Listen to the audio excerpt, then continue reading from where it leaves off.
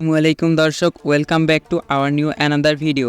দর্শক, দীর্ঘ 5 থেকে 6 দিন পরে কিন্তু আমাদের ওয়াইফাই ইন্টারনেটটা এনেবল করা হয়েছে, কিন্তু ওয়াইফাইটাতে কিন্তু আমরা পর্যাপ্ত পরিমাণে ইন্টারনেট স্পিড পাচ্ছি না। আজকে আমি আপনাদের সাথে শেয়ার করব আপনারা কিভাবে পর্যাপ্ত পরিমাণে ইন্টারনেট স্পিড পাবেন ওয়াইফাই থেকে, সেই প্রসেসটি। এজন্য আপনারা প্রথমত প্লে স্টোরে যাবেন, অথবা আমি এই ভিডিও ডেসক্রিপশন বক্সে একটি লিঙ্ক দিয়ে দেবো, আপনারা সেখান থেকে 11 VPNটা ডাউনলোড করে নেবেন। এখানে দেখতে পাচ্ছেন আমি কিন্তু অলরেডি 11 VPNটা ডাউনলোড করে রেখেছি। VPNটি ডাউনলোড কমপ্লিট হয়ে গেলে আপনারা VPNটি প্রথমত ওপেন করে নেবেন। আমি এখান থেকে VPNটিকে ওপেন করে নিচ্ছি।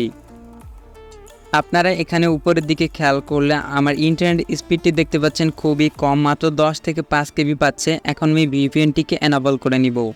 সো আপনারা আপনাদের ডাউনলোডকৃত 1 VPNটিকে এনাবল করে নেবেন। এরপর আপনারা দেখতে পাবেন আসল ম্যাজিকটি। এখানে আমি আমার VPNটিকে এনাবল করে নিচ্ছি।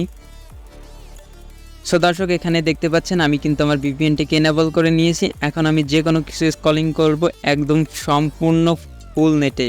সো আমি এখান থেকে দেখতে পাচ্ছেন ফেসবুকে চলে আসলাম। এখানে কিন্তু আমার কোনো প্রকার নেট স্লো দিচ্ছে না, এবং সম্পূর্ণ ফাস্টেড নেটওয়ার্কে কিন্তু আমরা ফেসবুকটিকে ইউজ করতে পারছি। এরকম আপনারা ফেসবুক, ইউটিউব, ইমো, টিকটক সব কিছু ইউজ করতে পারবেন ফুল নেটওয়ার্কে।